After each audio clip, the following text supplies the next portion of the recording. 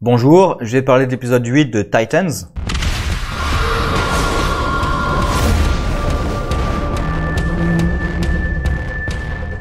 Bon, on continue sur la lancée, comme j'avais dit, comme la saison précédente. On fait un épisode où on avance un petit peu, voire quasiment pas, puis un épisode de flashback ou un épisode qui n'a rien à voir, et on alterne en boucle. Ce qui fait que l'histoire principale avance vraiment poussivement. Et donc là, on a l'épisode Jericho, qui était assez évident, puisqu'on a Dick qui nous dit j'ai tué Jericho. Donc c'était évident qu'on allait avoir un épisode Jericho. Et moi, en fait, le nom de l'épisode, c'est le problème de l'épisode pour moi. À aucun moment, je n'ai réussi à m'attacher à ce personnage. Pour plein de raisons. La plus importante, c'est quand même que on ne l'a jamais vu. On l'a vu une fois dans un autre flashback. Pareil avec sa mère, on a vu une interaction avec sa mère dans un autre flashback. Donc je ne suis pas du tout lié à ce personnage. En plus, on sait tous qu'il va mourir à la fin. Donc, comme Aqualad, on savait qu'il allait mourir, on connaissait pas le personnage. Donc c'est dur de s'attacher à un personnage dont tu sais qu'il va crever de toute manière et que t'as jamais vu dans d'autres épisodes. Parce que même des personnages, s'ils avaient introduit Jericho avant, j'aurais sans doute compris qu'il allait mourir parce que c'est un peu ce qui lui arrive dans les comics, même s'il revient parce que comics. Mais même si tu sais qu'un personnage va mourir, si on passe plusieurs épisodes avec lui, tu peux t'attacher au personnage, même en sachant qu'il va mourir. Là, pour moi, ça marche pas. Et pareil, son passé, déjà c'est un flashback dans un flashback, c'est un peu pénible. Et son passé, à chaque fois, en fait, il nous donne une information et on a un clip pour nous montrer cette information. C'est-à-dire qu'on ne le voit jamais vraiment avoir d'interaction naturelle avec sa famille, par exemple, avec sa mère, avec son père. Donc on nous dit que quand même c'était une famille un peu liée parce qu'il tenait à son père. Mais à aucun moment vraiment on le voit. C'est-à-dire par exemple, tiens, mon père a découvert que j'avais des pouvoirs. Bon, on te montre la scène très factuelle où son père apprend qu'il a des pouvoirs. Tiens, comment est-ce que j'ai eu cette blessure? Bah tiens, on te montre la scène très factuelle où comment il a eu la blessure. C'est ça en fait, j'allais dire, oui c'est ça, c'est très factuel et l'émotion elle est pas vraiment là. C'est pareil, on te montre la scène, on te montre une scène, aucun contexte pour te montrer que Deathstroke est badass. La scène où il se libère, on sait pas il était captif de quoi. Peut-être de Hive, c'est pas clair. Tel que c'est fait, j'ai l'impression qu'il venait de faire des expériences sur lui et qu'il se réveille, qu'il est dans Hive parce qu'il a encore les yeux blancs. Donc je me dis que c'est peut-être le sérum qui a fait ça, mais en même temps c'est pas logique parce que s'il vient juste d'avoir ses pouvoirs, il devrait être surpris quand même qu'il soit capable de faire tout ça. Ou alors il était badass comme ça avant. Son œil, on le voit pas le perdre. Parce que moi, son œil de mémoire, je peux me tromper, mais je suis quasiment sûr que son œil, c'est sa femme qui lui a tiré en pleine tête, qui lui a arraché l'œil et ça s'est jamais guéri. Et il me semble, si je me souviens bien, justement, c'est après qu'il a provoqué la mort de son, enfin pas la mort, mais l'égorgement de son fils, comme dans la scène là où il est égorgé suffisamment profond pour qu'il soit muet, mais ils réussissent quand même à le sauver. Et il me semblait que c'était après ça en fait que sa femme lui avait tiré dessus, ou peut-être un peu plus tard, mais c'est en ces zones-là.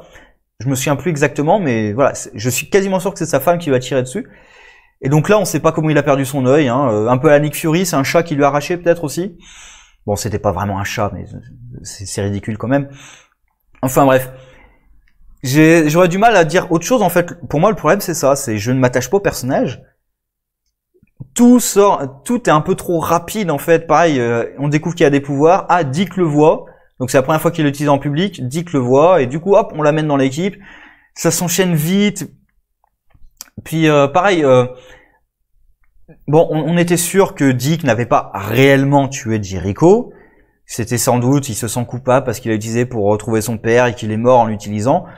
Bon, Jericho a clairement été tué par Deathstroke et tout était de la faute de Deathstroke. Et aussi un peu de la mère de Jericho quand même, qui sait que Deathstroke est un tueur, alors je vais dire tueur en série, non, mais c'est un tueur à gages.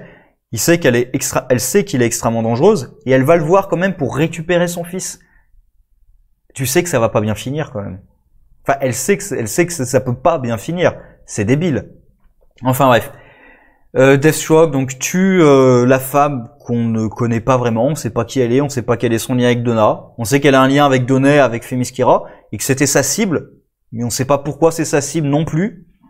Bon, d'ailleurs, soit en passant, pendant l'épisode avec Aqualad, j'avais trouvé bizarre en fait que Aqualad tombe à côté de Donna alors qu'il était face à elle, et on voit sur un enregistrement que en effet, il s'est déporté sur le côté, et du coup il est tombé à côté d'elle, donc c'était pas Donna qui était ciblée, c'était l'autre femme. Parce que je trouvais ça un peu bizarre en fait parce que ça donnait l'impression qu'il l'a protégée d'une balle, mais en même temps il tombait à côté d'elle.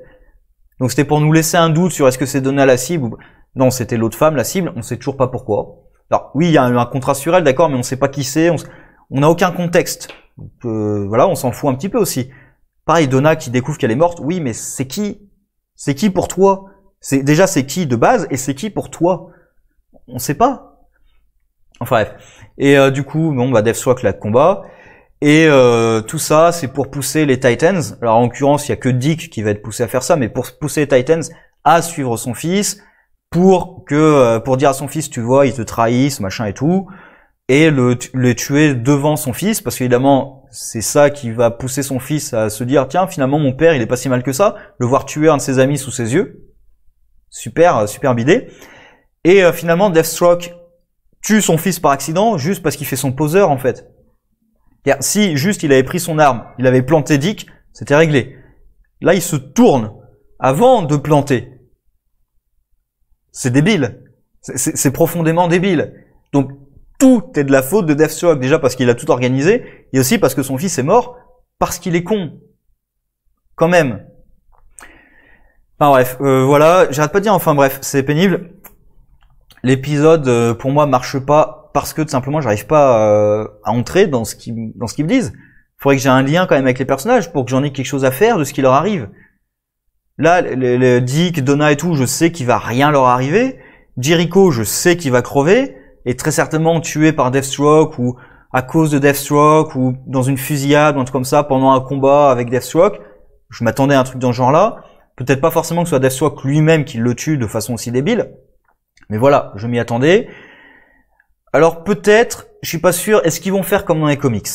Parce que dans les comics, Jericho est revenu parce que il a envoyé son esprit au moment de mourir. Enfin, il me semble qu'il était possédé par un truc ou quelque chose comme ça. Enfin, il était devenu maléfique et il a demandé à son père de le tuer. J'ai l'air un peu comme ça, c'est pas tout à fait comme ça, mais un peu genre Phoenix tué par Logan hein, dans le film plutôt que dans les comics. Et il projette son esprit dans son père et apparemment il est resté dormant pour un moment.